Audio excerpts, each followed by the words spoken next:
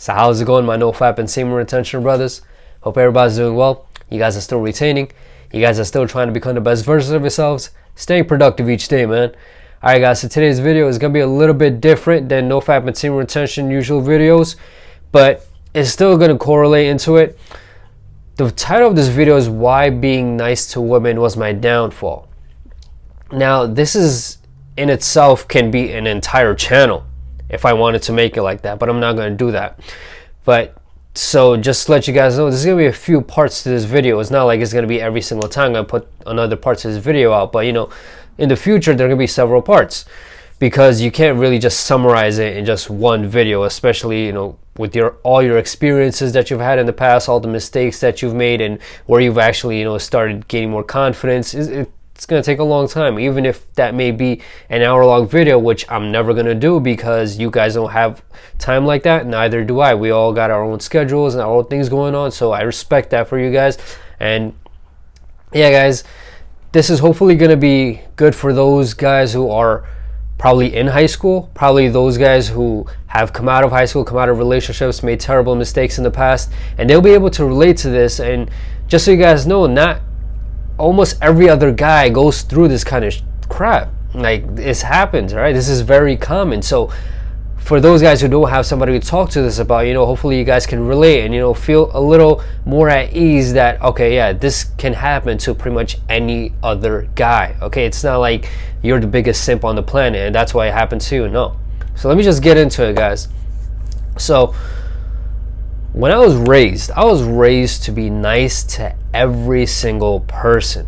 All right, this is just how my parents raised me, especially my mom. My mom, I was around her more often than my dad because he would be working most of the time, if not all the time, and he would come home at like midnight. You know, by that time, as a kid, you're dead asleep. And regardless of how I was treated, my mom told me to treat others with respect. Okay? Not treat others the way they treat you. Just treat them with respect no matter how they treat you. This guy could, I mean, I'm exaggerating here, but this guy could slap you, but you have to, you know, pretty much turn the other cheek, or just say, oh, that's okay, what's your name? You know, stupid stuff like that.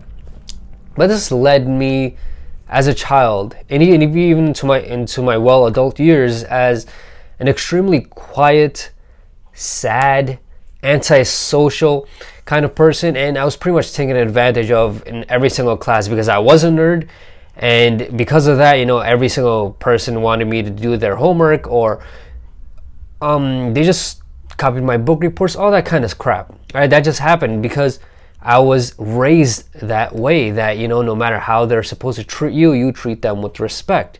Now there's a certain level to it, but see, my mom didn't know what level that was for me, so that's how she raised me. But she was pretty much the same way. She's extremely submissive, even to my dad. Extremely submissive. Now fast forward to high school, because, you know, literally from kindergarten to like 8th grade in the US is pretty much the same shit. But like, yeah, fast forward to high school where, you know, stuff starts getting a little more real. I was so freaking socially awkward, guys. I pretty much knew it, but then I just had this kind of delusion in my head that I was not that antisocial, but I knew it. I was so freaking awkward. I did not know how to talk to people. Forget about women. I just did not know how to talk to people in general. I did not know how to make friends properly. Okay?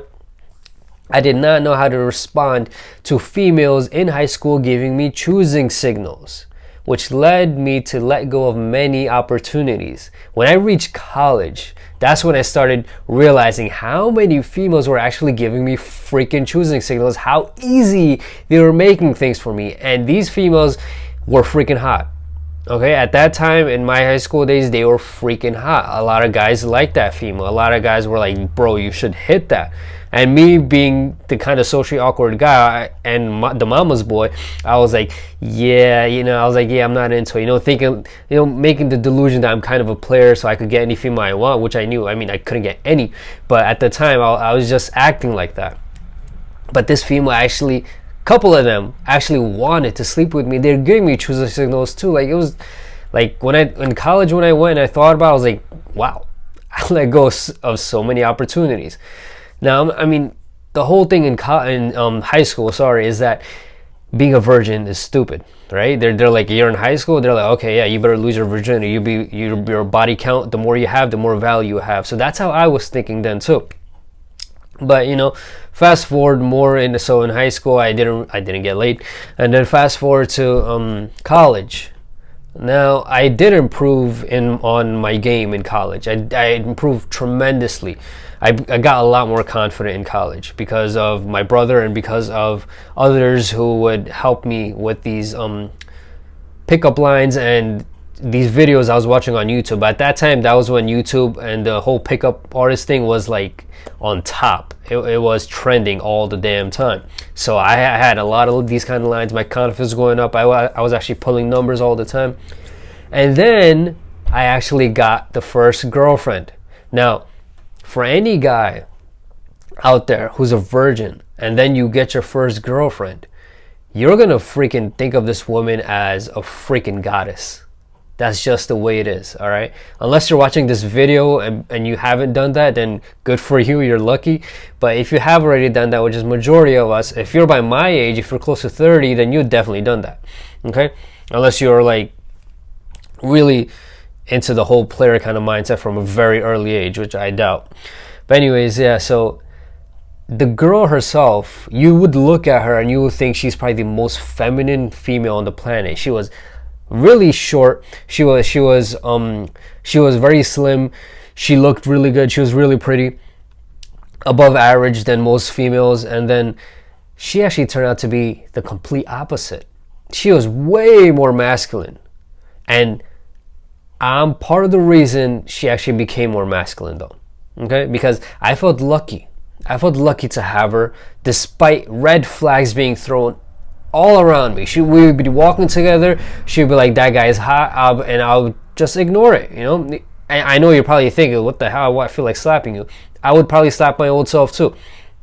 But yeah, like, I was that freaking stupid. And the whole thing about, you know, my mom saying no matter how people treat you, you're supposed to treat them nicely, that was still in my head. So even in adult years, man, so be careful what you tell little kids, man, or be careful if you guys have kids. For a lot of you guys out there, and or if you're a single parent, you're a father, like, you guys got to really teach your kids the proper manners, the proper way to actually interact with people, because I don't want them to go through the kind of shit that I went through, man. But I learned eventually, but you know, I don't want it to take that long for any kid. But yeah, nothing about this female was really my type of female. She was not submissive. She never listened to me. She was working on her own schedule. I was the only one. I was always the first one initiating texts, initiating dates. I was always the one who was paying. I was always the one who was, you know, just pretty much following her routine. Whatever she said to do, I did it because I wanted to please her. All right. Sounds horrible, I know. But yeah, that led to a terrible relationship where we were on and off a lot of times. But see, the reason we were on and off so much was because I always had this stupid thought in the back of my mind that it would work. But I also had the reality check that it is not going to work. But then that bitch in me was like, this is gonna work, all right? Just keep going at it. Huge mistake. Don't do that, guys. If you guys see red flags, if you guys see that she doesn't work on your schedule, she's not submissive, she's super masculine, she's making you pay and do all these kind of shits, leave her. You're gonna waste a lot less time. All right, guys?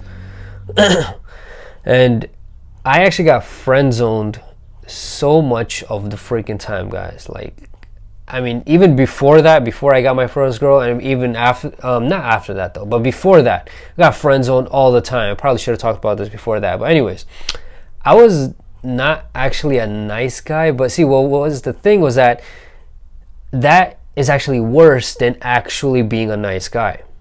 Okay? Because I actually wanted to sleep with the female. Okay? And the fact that I wanted to sleep with them, and they knew this, but I never had the confidence to actually make that clear. And then I finally out of nowhere blurted out, that makes me into an asshole. Okay, and female, okay, if you're a nice guy to a female, that means you are not thinking about sleeping with her. That is a nice guy. Okay, a nice guy, you want to help her out in whatever way you can, and you don't want anything in return. That's a nice guy. If you want to sleep with this female and you're doing good things to get into her pants, that is not a nice guy. Okay, she actually hates that way more than the actual nice guy. Okay. But yeah, that led me to years of freaking depression, anxiety, mad freaking flakes like crazy. But I mean, it is what it is, man. That's how all that shit started coming through. But then as time kept going by is when I started learning more. And I'm gonna stop right here with this, and I hope you guys actually enjoy this little bit of story time, a little bit different from the regular NoFap semen retention videos. And I'm gonna continue this in future videos as well, guys. If you enjoyed it, let me know in the comment section. If you did not enjoy it, let me know that shit too. All right, I respect all my commenters, and I mean, depending on who, like, unless you're a stupid troll. All right, guys, Spirit and Heroes, man.